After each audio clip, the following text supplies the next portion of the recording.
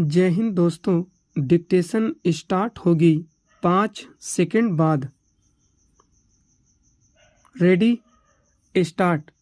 भाजपा के देशव्यापी सदस्यता अभियान का शुभारंभ यही बता रहा है कि वह विश्व के सबसे बड़े राजनीतिक दल के रूप में अपनी स्थिति को और सुदृढ़ करना चाहती है। उसके लिए ऐसा करना इसलिए और आवश्यक है क्योंकि पिछले लोकसभा चुनाव में उसे वांछित सफलता नहीं मिली थी। स्पष्ट है कि उसे अपने सदस्यता अभियान को आगे बढ़ाते हुए उन कारणों पर भी विचार करना होगा जिनके चलते लोकसभा चुनाव नतीजे आशा के अनुरूप नहीं रहे। इसी क्रम में उसे यह भी देखना होगा कि उसके नए पुराने सदस्य पार्टी के प्रति वास्तव में निष्ठावान रहे। उन्हें न केवल भाजपा की विचारधारा से लोगों को अवगत कराना होगा बल्कि उसके प्रति कायल भी बनाना होगा। इसी के साथ उन्हें अपनी सरकारों की उपलब्धियों का प्रचार प्रसार भी करना होगा और इस पर निगाह भी रखनी होगी कि सरकारी नीतियों पर सही तरह अमल हो रहा है या नहीं। किसी भी दल के लिए उसके प्रतिबद्ध कार्यकर्ता एक बड़ी पूंजी होते हैं।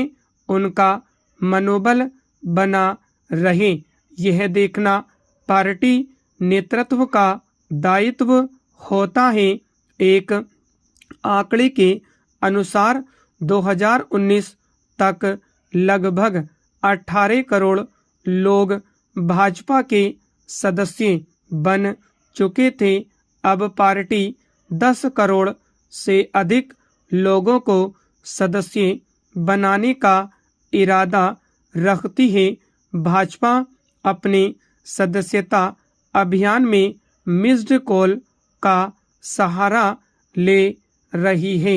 ऐसे तौर तरीके अपनाने में हर्ज नहीं, लेकिन यह तो देखना ही होगा कि इस तरह से सदस्य बनने वाले उसकी रीति नीति से सही तरह परिचित हो पाते हैं या नहीं।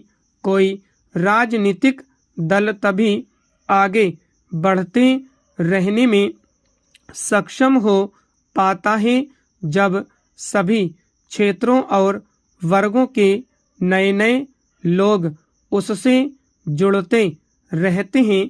भारतीय राजनीति में नए लोगों और विशेष रूप से युवाओं के प्रवेश की आवश्यकता और भी अधिक महसूस की जाती है।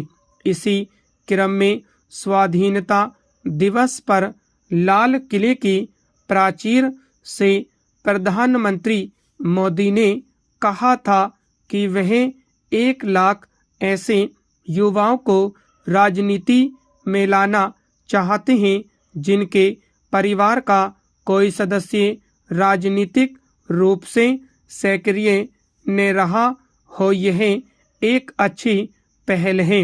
इस पहल के सफल होने से राजनीति को परिवारवाद के चंगुल से मुक्त करने में भी मदद मिलेगी।